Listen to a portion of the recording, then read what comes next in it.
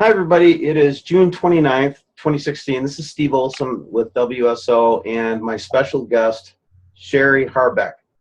Sherry is a researcher that has been doing the tracking of Nibiru and wormwood and all the different bodies and doing photographic work, very deep photographic work to look at it. And she's the first in my new spotlight of spotlighting researchers in the community that maybe don't have as large of an audience that I have, but I think do excellent work that need to be recognized by the community. Sherry, welcome to the program. Well, thank you, Steve. I'm really happy to be here, very honored. It's really great to actually work with you personally. Right on, great. So what I asked Sharon to do, it was to put together a montage of photos that she felt best kind of represented her journey towards seeing it and being able to identify things and what she looks for and those kinds of things. So on the one hand, I want to see your great work, Sharon, but on the other hand, I think it will be an opportunity for you to educate our audience on what is what in these pictures, because you get a lot of skepticism when people don't know what they're looking at. Right. So I'll turn it over to you. Why don't you start with this picture here? This is an interesting shot. Go ahead. Well, I'm real excited about this because over the 4 years that I've been with my camera to the skies, little by little, many of us have noticed strange new flare, whether it's facing the sun, up near the sun, or on the ground. And I've actually got like a photo album of pictures of things that were on the ground, on my garage wall, on the fence, whatever, that it's not like any kind of flare you ever seen before. So as time went on, and I mean like 3 years later, I finally started realizing this isn't flare. It's actually, and I don't know how this happens, but it's reflection of what is over our heads. And today I'm really excited because I think I just proved it. I got this picture this morning. Okay. Now this picture, the object that's on the house, the brownish object, I got the actual picture of it over the last 2 weeks up near the sun. Excuse me. Mm-hmm. So what you're claiming, and what I believe also to be true, because you and I both know, I say this all the time, I say the reason they want to make, the reason that the establishment wants us to believe the word lens flare means invalid, nothing to see here, move on, right, is because that's exactly where you need to look for the reflection and to start to understand what's behind this blocking mechanism or scheme that they've come up with. So we get plenty of reflections and refractions of objects that are clearly planets or, or bodies or whatever. And today you caught this reflection, and I'm going to stop calling it a lens flare. You caught this reflection today in Illinois, where you live. Right. Okay. On my backyard. All right. And then you think that you captured a direct image of the same object that you have this reflection of. Right. Okay, great. Wow. That's it. That sounds very. I've got that as the next picture if I can work this right. Okay. This is the object that's on the back of my house this morning. And tell us about this picture, how you took it, etc. Out in my backyard. See, what everybody's focused on do we have 2 sons or 3 sons? And I do take, maybe 4 or 5 direct sun shots every day. But I've got myself in a position where I live. I can't see the sun rise till it's above the trees, and I can't see the sun set because of houses. So I focus on all the in-between stuff, the clouds, certain characteristics that just look funky.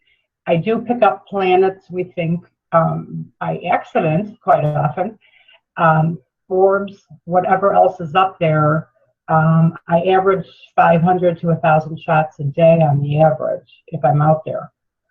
So this was a capture. I have a habit where I'll take a shot of the sun and then I'll do a circle around it, like 12 o'clock, 3 o'clock, 6, 9, back to 12.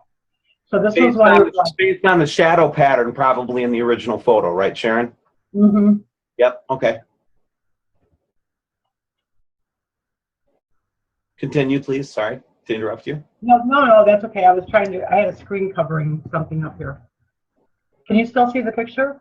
I can still see the picture of this like yellow object that has the same texture, to make the note, it has the same body texture as the reflection that was on your house. Right. Now this was captured on the 24th. The one on my house is captured on the 29th. And so you're looking up, and what this appears to look like to the naked eye would be what, Sharon? What would I see if I just looked up and saw this on the same day on the 24th? What would I have seen? I don't think I saw it with my eyes, okay, because you're looking too close to the sun. Right. So what happens, and the reason I asked the question, everybody, is because first thing that happens is either the sun, the diameter of the sun's dominance of the sky and overloading your retinal circuits makes stuff like this invisible. You just see bright light, or you would see like smatterings of clouds and a bright light. Okay. But when you use a camera, which can slow down or speed up or whatever the amount of exposure that is taken to look at this, when you tone that exposure down, it sometimes will show you things that you would not see with the naked eye, but you can see with photography. The second point I'm going to make is when people email me or contact us at WSO and say, hey man, I looked up in the sky and I didn't see nothing. Well, the reason that Sharon gets these dramatic photos of these objects, which are, by the way, just because they're large in the sky doesn't mean they're dangerously close to the earth, by the way. Just remember that. That object that she's capturing right there still could be many, many, many distances away. But the point being is that she's been capturing these things for 4 years. Now, how many pictures did you say you had to take a day to even get one shot like this? I average, I'd say on the low end, 400 to 500 photos a day, and I might post 10 of them that are worth looking at. This kind of photo here, this is 1 in 100. Right. Okay. Now, question. Quick question for you, though, Sharon. Do you find it's getting easier to capture these objects in the recent months? Yes. Definitely. How much? I mean, would you say, like, compared to a year ago, it's 5 times easier, 10 times? I mean, give me an idea. For me in central Illinois, it's becoming, if I'm out there every day, it's 2 or 3 times a week I'm getting something that we're all looking for or hoping to see. Okay. So what do you think we're seeing in this picture, the 624 picture, Sharon? Let's go back to that. So what do you think we're looking at there with the picture from 624 and then the one from the reflection from your house? There's a lot of talk about it right now, and I'm trying to work my computer here. Bear with me. There we go. I don't know. My first thought was, gee, could that be a planet? But then looking at the shape, it's got texture. It's got like lines. It almost looks like cut lines. A few people have thought, and I don't quite see this yet, but they've mentioned something, and I don't think I know what it's called, the Texas cube. Okay. So there's a squarish look to it. It could be a crack. It looks like a feature of the surface of a planet to me. I mean, that's what it looks like to me, Sharon. And it could be. I'm totally open. There aren't too many pictures that I'm saying, oh, I know it all. Believe me, this is the most mystical, spiritual, supernatural system that I have ever photographed in my life. Well, just to kind of give a little background to the audience, there was a physicist, astronomer named Carlos Estrada. I think his first name was Carlos Estrada. I think that's right. He was from South America, and he was one of the early, observers and theoreticians of the system. And he actually, one of the warnings that he gave us, 2 warnings really. It was one, it was going to be high UV when it got close to us, and number 2, that it would not follow the physical laws that as we know them. Interesting. Oh, I didn't know that. Right? It won't follow the physical laws as we know them. Well, he was right. What are some of the weird things that you've noticed that give you this idea, Sharon, that this is just out of this world weird? Well, out of the world, I've got tons and tons. I've set up a file called, in my pictures, called camera. And that's all the stuff that I get that I can't explain, but it shows up in my photographs. And my first summer even, I mean, I used to take pictures of wildlife. Okay, that's what I did as far as the camera thing. Yep. Until I met some people and started, going, oh, I'll take a few pot shots of the sun and see what happens. Well, the first month or two out in my backyard, one of the pictures shows a big, it's an arborvitae tree. It's a fir tree. And it's got colored, perfectly shaped planets from the top to the bottom of it, with the one on top being the largest, and it's a great, big, humongous red ball. And it's on a fir tree. Now, how did it happen? And again, this goes back to some of the best, I think some of the best images are the reflective images, which of course they try desperately to discredit this type of evidence. Mm-hmm. Mm-hmm. I mean, I've got planets or orbs in my bushes. I've got weird things on the back of the garage. I mean, that's a whole other show. Oh, right. But this happened to come up this morning, and I just was really anxious to show it to you and your viewers, because I know there are other people. I'm with people on Facebook and what have you, and YouTube. And people are getting all kinds of strange things, and they'll be like, I don't even know how to analyze this. Well, Sharon, thank you for this. I think the big feature of this that I've been noticing, though, is there is a crater that starts to open up on the right side of the object. Mm-hmm. That kind of single eye crater, if you will, that we see so often on a lot of the reflections that we're getting, including on some of the balloon flights that I had. Right. I just think that's kind of an interesting parallel, an interesting, thing. What other photographs would you like? We could do a whole show just on this photograph, trust me. But I wanted my audience to see some of the other work that you've done too, Sharon, because a lot of folks haven't seen your stuff. Those were a couple amazing pictures that you showed us, Sharon, and we're having some technical difficulties right now. Sharon and I are having, surprise, surprise. Every time that we try to do a show where we're going to get compelling photography, we tend to have problems. And this is a new thing for me to deal with, by the way. So what I wanted to do is just take a few seconds, Sharon, and just to talk to you about what do you think is going on right now. And I'll put some more of your pictures up on my videos here in the near future. But what do you think's happening right now, Sharon? I mean, as a researcher that's been watching this for 5 years, 4 years, what do you think's happening right now? Do you think that we should be concerned at this moment, or is it still kind of, we still have time, or what? What do you think? I'm on the fence with that. There isn't a lot of time, no. Since I was young, I studied not the whole Bible so much, but Daniel, Revelations. When I received the news that Nibiru existed, Planet X, the Destroyer, etc., I ran out and bought the Colburn and started serious research, all education, whether it was Jesse Ventura, Gil Broussard, Marshall Masters, Bob Fletcher, Tom Horn, Chris Putnam. I spent 2 years with all those, both books and YouTube videos. And along with my little camera and me at home, I have been flabbergasted. I've been dumbstruck. I've been awestruck. And I think it's a very, very serious situation for mankind. I don't know if every prediction they say is going to happen. People run around with we're going to have a pole shift. This is going to happen. That's going to happen. And it might. I'm not the expert to say that. But mankind has reached its limit, I think, with our Creator. And our Creator's very, very hurt and very angry. And mankind as a whole is doing nothing to help the situation. And our governments, as we know, the elite, are doing nothing because they would just as soon see us all die and rot in hell or be dead anyway.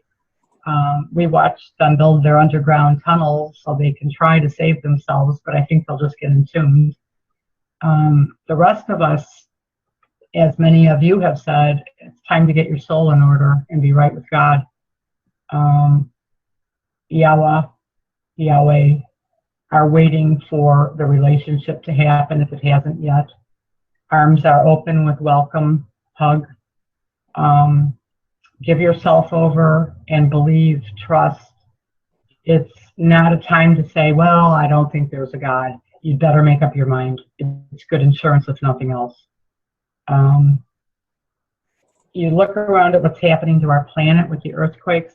Earthquakes and volcanoes are up something like 90% on a daily basis as to a couple of years ago. The sinkholes going on across this planet are becoming an astounding situation. And the storms, we're not having normal storms anymore. I used to love to sit outside and watch a lightning and thunderstorm with no worries. And now, holy cow, I mean, look at the flooding going on. Last week, a girl was on a beach having fun, ankle-deep water, and a bolt of lightning came down and hit her, and there was no storm going on. There's really strange things happening now, which I think a lot of it is the electrical situation between the planets here. We live in an electric universe, and we've got a lot of tension going on. Besides Nibiru and 7 other planets and numerous moons, there's supposed to be a binary system. And that may actually also include, as extras, this new Planet 9 and its friend. I don't know if that's incorporated, if they're just lying because that's really just Nibiru or what. But there's a lot of action up there. It's getting crowded. And our sun is feeling it. We have lightning coming out of the sun. We've got that on video now. This is an electrical impulse situation. And I don't know what I'm talking about, but that's how I'm seeing it. I think you've got a good point. And what I've been doing as you're talking, I'm flipping through the pictures that you sent to me via email so people can see the pictures you intended us to see.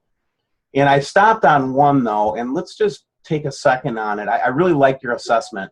Yeah, I think a lot of us are I didn't have to be convinced of the electric universe. I've been an electronics person for a long time. I already knew that the universe was electronic. I just didn't really put it in the proper context from a planetary scale. I always thought the major force was gravity, and I still believe there is gravity, and gravity has a huge impact on solar movement or planetary movement. But when bodies come in proximity to each other, we know they're charged, and if they're not charged similarly or at the same rate, which would be almost impossible, there's going to be a discharge to balance that electrical field. Okay. Mm-hmm. It's always looking for balance, right? Right. So in this picture from 6/24/16, I see the sun in a very small, then there's like a dot, a little blue dot in it, and this like multicolored orb to the right of the sun, like at the 1 o'clock position. I've gotten this picture many times, Sharon. I mean, what do you think I'm capturing something when I get this picture? Yeah, I do. What do you think it is? Well, my only problem, and that's in analyzing of my own pictures as well, there are, and I'm still trying to understand this, there's actually people doing scientific software with real high-tech software work on these. We are suddenly seeing for the first time that our skies and I guess our space are littered with orbs. And the orbs, some of them are huge. I didn't have too much background with the orbs until the last couple of years. And I'm still catching up to a lot of people out there who are very expertise in that field. But there's times where I look at a picture and go, now, okay, it's a sphere, but is it a planet or is it an orb? And I still question at times, like these planets we're supposed to have, well, one's red, one's blue, one's purple, one's pink. I got pictures of a pink sun. And I sit there and go, okay, these colors. Now, shouldn't it look more like Earth or even Mars, where it's sandy, or oceans and greenery, various colors? But just to have blue, pink, purple, red, it's like a solid color. I don't know how to understand that as a planet, only because I've never seen a planet like that. But I have seen orbs in solid colors. So, until you can prick it with a pin and pop it, you don't know. No, a lot, and again, I'm not as confident as Samuel and others to say this is Nepasti or whatever naming convention. All I see, like it's as I'm looking now again and showing the audience again, one of the most remarkable photos I've ever seen from 624 of the side of this object with a texture, looks like a rocky texture and kind of a crater in it, a big huge crater in it, and then the corroborating reflection that you got from today. That I'm still a little bit stunned by this one, Sharon, just so you know. I'm a little bit in shock. Oh, good. I wanted to perk up your day. No, it's one of these things where it's like every day the images get better. I mean, I can't imagine would have found something like this even 6 months ago that we would have seen, right? We see the paint outline. Yeah, we'll see we'll see maybe atmospheric phenomenon, or we'll see different things. But man, just to see the whole side face of it. Right, and I've got quite a few like that. So it's not the only one. Oh, I know, but that's why I have you on, because I want my audience to be familiar with you. And you have a YouTube channel, don't you, Sharon? Yeah, I mean, I've dabbled in it. I do not call myself a professional YouTuber. I started doing some cloud YouTubes, and I've even got my dog singing the sirens in there. I don't take a lot of videos, only because it takes, for some reason, it's usually a good 2 hours to load one vid. And during that time, if I touch my computer, things seem to happen. So I've got a gift. Yep. A style, huh? Yes, you've got a gift, for sure. Sorry, you're breaking up. I was saying that you have a gift. Oh, thank you. I've developed a style of focusing on one photo, and I don't really work my photos too much. Some of mine enhance a little deeply with color, but I don't change any colors. I might take the background blue sky out and just put, something in to bring out whatever the picture is. I don't do a lot of work with them. It's basically a contrast adjustment, and I slap my name on it. Yeah. But my photos I treasure more than doing the vids, even, because I can fit more photos in a day and get them out also. Right. So Sharon and I kind of have a gentleman's agreement, if you will, gentleman agreement that that she sends me photographs and I keep a good eye on what she's doing, and then I'm going to try to do a better job of featuring your stuff, though, because I'm looking at the 6/8/16 photograph, and that's the one that has that golden sheath looking phenomenon in it with the red ball, the 6/8 photograph. And again, that prominent gold, object in the middle of the photo. Uh-huh. And I put this one up on my channel, and I know your work, so I read your posts on Facebook, and we've talked and all this stuff and chatted online and so forth. And I just kind of take it for granted that everybody's going to know what they're looking at when I put something like this up. And I apologize to my audience for doing that. But in this particular case, she's taking a picture of the sun, and then as she adjusts contrast or saturation, and this shows up in the screen. Mm-hmm. And what do you think we're seeing here?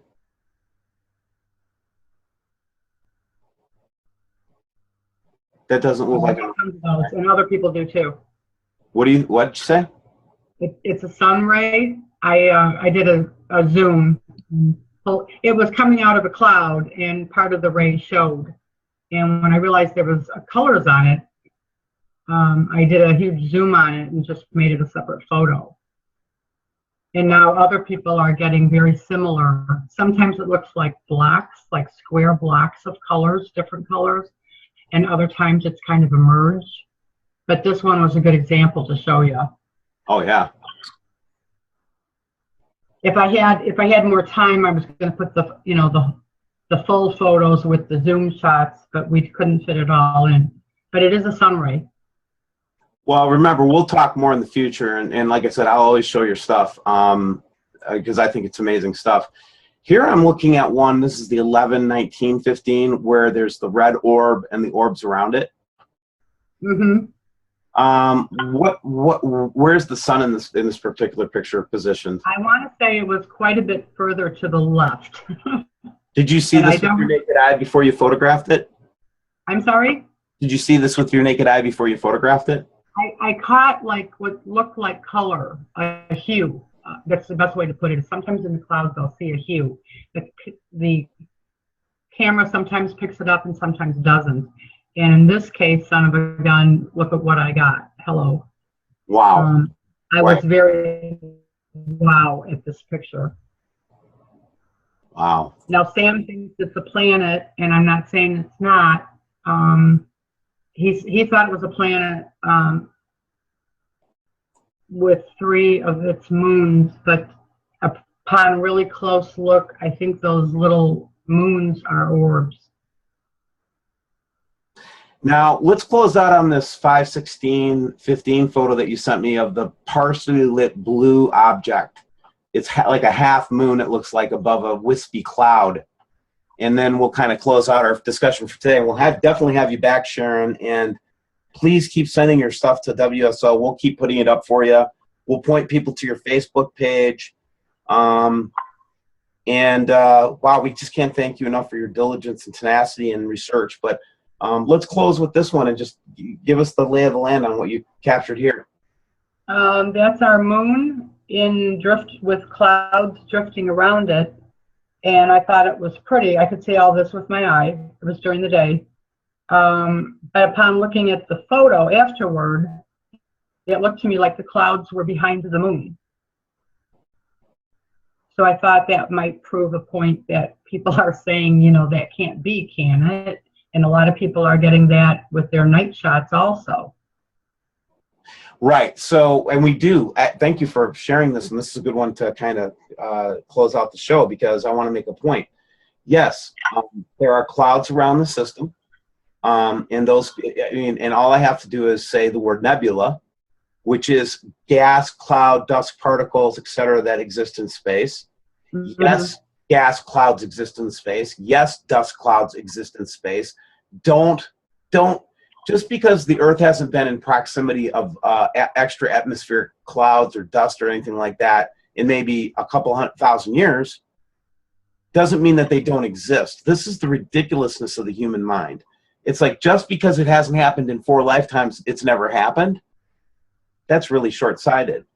So, right. Yes, I believe we're seeing extra atmospheric clouds, Sharon. I really do. Mm-hmm.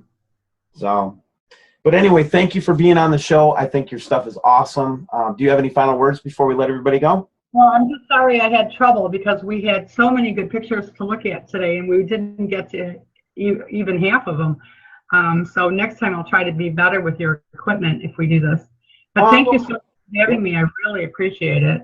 No problem. And I'll edit out the rough spots, Sharon. It will turn out nice.